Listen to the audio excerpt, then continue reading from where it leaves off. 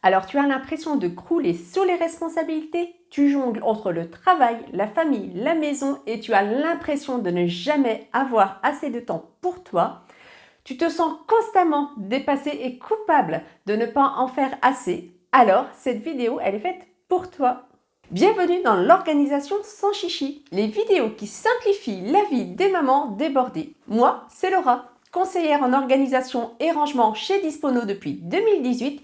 Et ici, on parle d'organisation, de charge mentale et d'équilibre de vie sans chichi et avec bienveillance. Ces vidéos, c'est ton coup de pouce ou ton coup de pied aux fesses pour t'aider à reprendre le contrôle et te libérer du poids du quotidien, un épisode à la fois. Alors, c'est parti pour l'épisode du jour. Aujourd'hui, on va parler de la prise de conscience, c'est-à-dire comment identifier ce qui te tire vers le bas et comment te fixer des priorités pour te tirer vers le haut. Alors, tu as l'impression que ta to-do list n'en finit jamais, que tout est urgent, important et tu ne sais même plus où donner de la tête. Eh bien, je dis stop. On va voir ensemble comment mettre de l'ordre dans tout cela. Alors, je suis sûre que dès le matin, tu te réveilles déjà stressé, que ton cerveau tourne à 1000 à l'heure en pensant aux courses, au boulot, aux lessives et encore aux devoirs des enfants. Tu as l'impression que tu ne vas jamais y arriver et le soir, tu es épuisé et frustré avec la sensation de n'avoir rien fait d'important. Le vrai problème, c'est que tu ne distingues plus l'essentiel du superflu. Tu fais tout, mais tu ne sais pas ce qui compte réellement. Alors, faire plus ne veut pas dire faire mieux. Faire mieux, c'est choisir. Alors, je vais te donner 3 actions concrètes pour y arriver. Et la première, pour t'aider, ça va être un exercice tout simple. Prends une feuille et note tout ce que tu fais dans ta journée. Ensuite, classe chaque tâche en 4 catégories. Les vitales, ce sont celles qui sont indispensables. Par exemple, cuisiner et manger, faire des lessives parce qu'on ne peut pas sortir tout nu et dormir.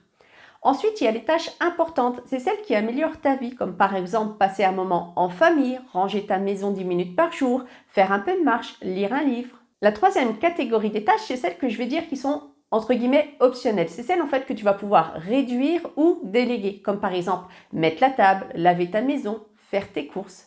Et le reste des tâches, ce sont celles qui sont soit superflues ou soit des tâches qui te demandent au minima une demi-journée, comme le tri d'une pièce ou suivre une formation. Donc tu vois, cela, c'est pas possible de le faire en une seule journée. Et justement, c'est ce qui m'amène à ma deuxième action. La deuxième action, j'aimerais que tu te rappelles que seulement 20% des actions que tu vas faire vont t'apporter 80% des bénéfices.